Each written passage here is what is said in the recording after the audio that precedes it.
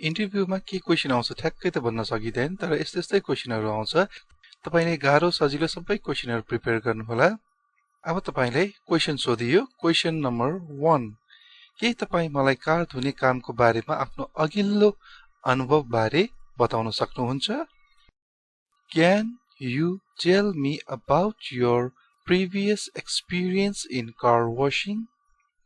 Can you tell me about your previous experience in car washing? अब तपाईले यसरी जवाफ दिनु होला। मैले XYZ, अब तपाईले आफ्नो कम्पनीको नाम भन्नु होला, कार वाशमा विगत 2 वर्षदेखि काम गरेको छु, जहाँ मैले कार सफा गर्ने विभिन्न प्रविधिहरूमा अनुभव प्राप्त गरेको छु। I have worked at XYZ car wash for the past 2 years, where I gained experience in various car cleaning techniques. तपाईले गाह्रो लागेदेखि यहाँसम्म मात्र पनि भन्न सक्नुहुन्छ, जस्तै कि I have worked at XYZ car wash for the past 2 years. अथवा तपाईले पूरा भन्न चाहनुहुन्छ भने पूरा पनि भन्न सक्नुहुन्छ। सम्झिन गाह्रो भए थोरै मात्र यति पनि भन्न सक्नुहुन्छ भन्न खोजेको हो। Where I gained experience in various car cleaning techniques. तपाई कार धुँदा ध्यान दिएर गर्नुहुन्छ भनेर कसरी सुनिश्चित गर्नुहुन्छ? अब यो भन्न खोजेको चाहिँ हाम्रो नेपाली बोलचालको भाषामा तपाई कार धुँदाखेरि ध्यान दिएर गर्नुहुन्छ भन्ने के ग्यारेन्टी छ भन्न खोजेको हो हाम्रो बोलचालीमा, नर्मल भाषामा भन्दाखेरि।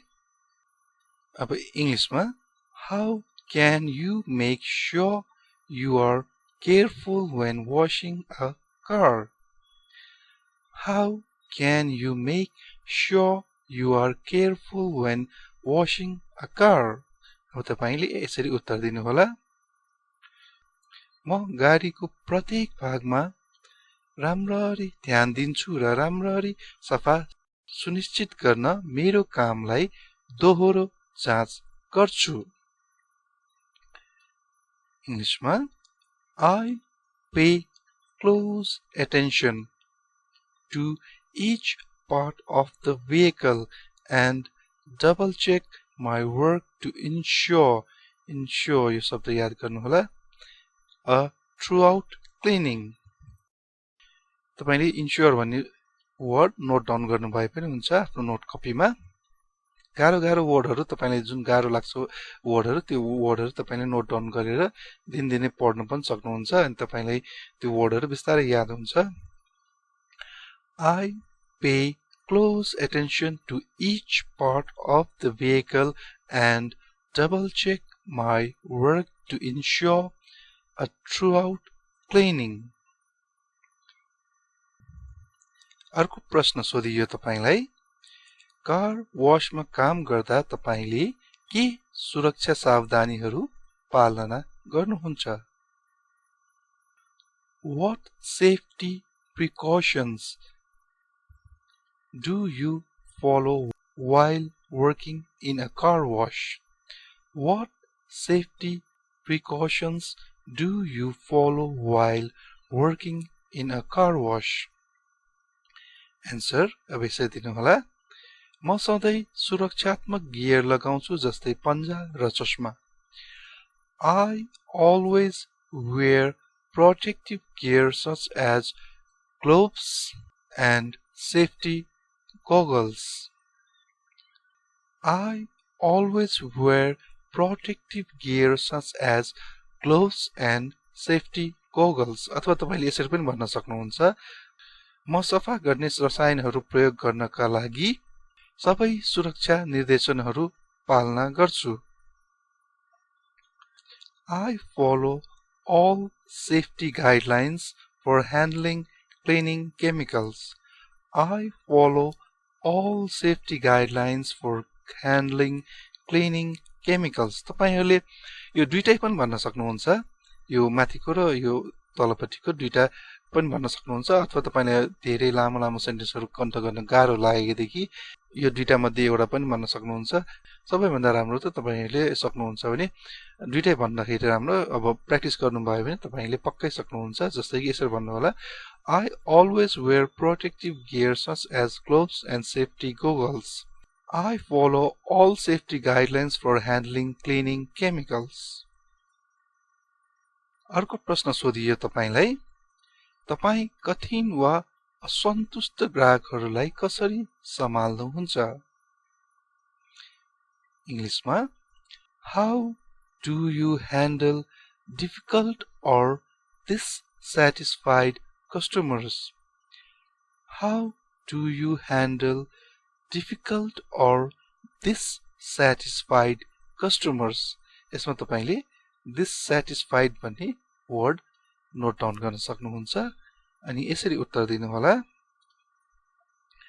म शान्त रहन्छु र उनीहरूको चिन्ता सुन्छु अथवा उनीहरूको कुरा सुन्छु म समस्यालाई छिट्टै सम्बोधन गर्ने प्रयास गर्छु अथवा म समस्यालाई छिट्टै सल्भ गर्ने प्रयास गर्छु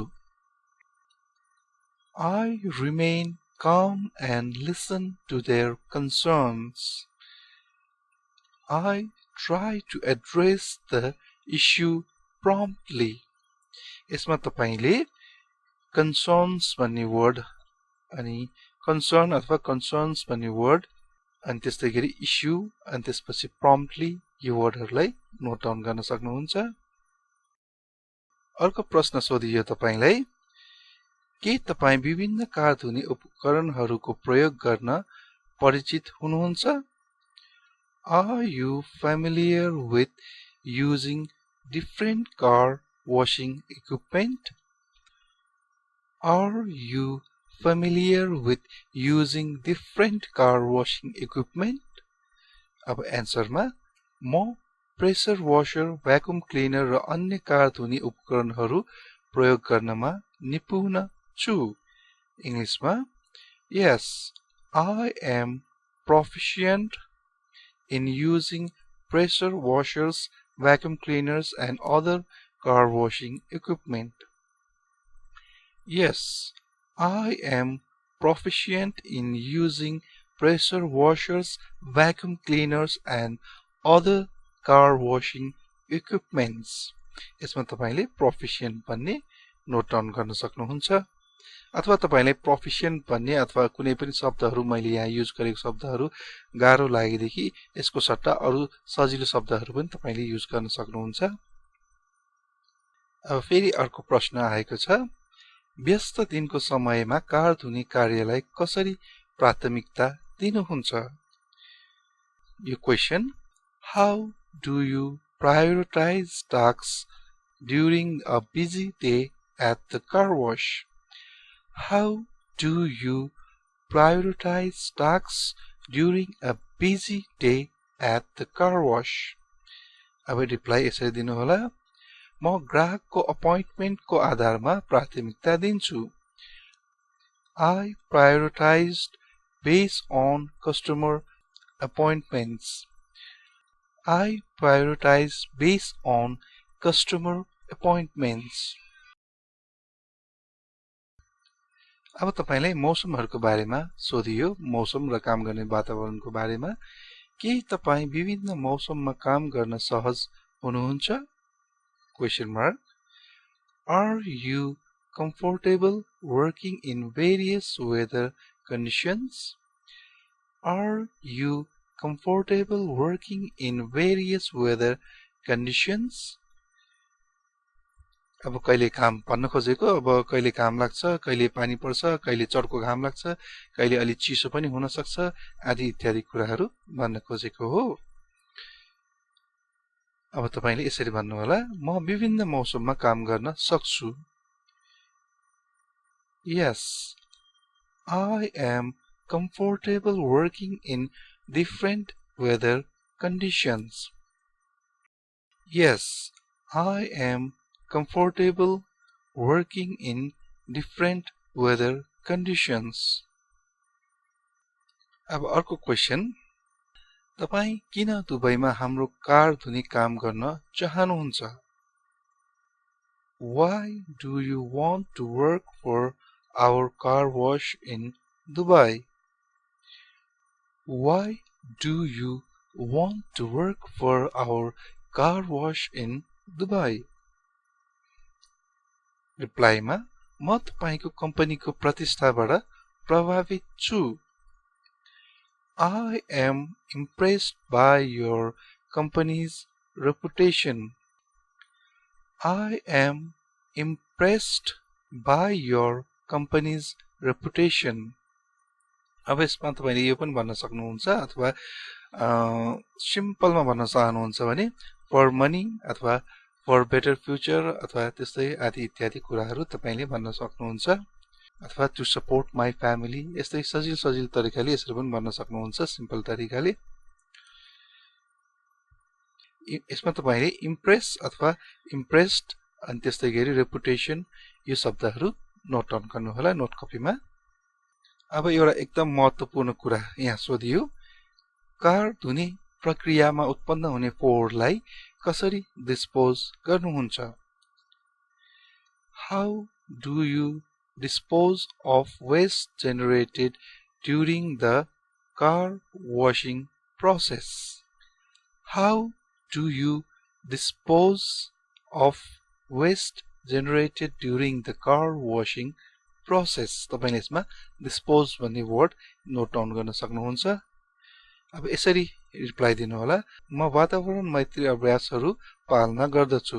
हुन त यो क्वेशन नसोध्न पनि सक्छ किनभने अब फोहोर डिस्पोज गर्ने अब जुन प्रोसेस हो त्यो कम्पनीकै प्रोसेस अनुसार नै गर्ने हो. तर यदि सोधिहाल्यो भने तपाईले यो क्वेशनमा पनि आफूले प्रिपरेसन गर्नु भएर केही खेर जाँदैन. यसरी रिप्लाई दिनु होला. म वातावरण मैत्री अभ्यासहरू पालना गर्छु.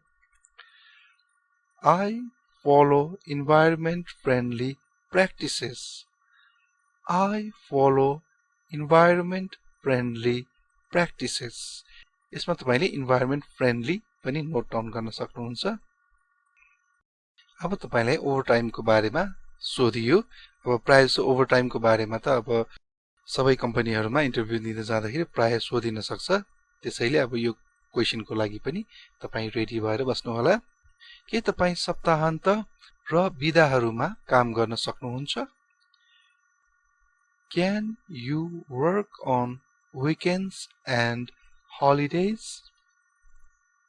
Can you work on weekends and holidays? तपाईले यसमा weekends भन्ने वर्ड पनि नोट डाउन गर्न सक्नुहुन्छ. अब यसरी रिप्लाई दिनु होला. म सप्ताहान्त र बिदाहरुमा काम गर्न सक्छु. Yes, I can work on weekends and holidays. Yes, I can work on weekends and holidays. अनि तपाईले हाम्रो YouTube च्यानल YouTube मा सजिलै पाउन चाहनुहुन्छ भने YouTube को सर्च बक्समा @english2nepali सर्च गर्न सक्नुहुन्छ. अनि सबभन्दा फर्स्ट हाम्रो च्यानल तपाईले भेटाउनुहुन्छ. अथवा तपाईले youtube.com/@english2nepali गर्नुभयो भने डाइरेक्ट नै आउँछ. भिडियो कस्तो लाग्यो भन्नु होला. मन परेदेखि लाइक, शेयर अनि कमेन्ट पनि गरिदिनु होला. Thank you for watching.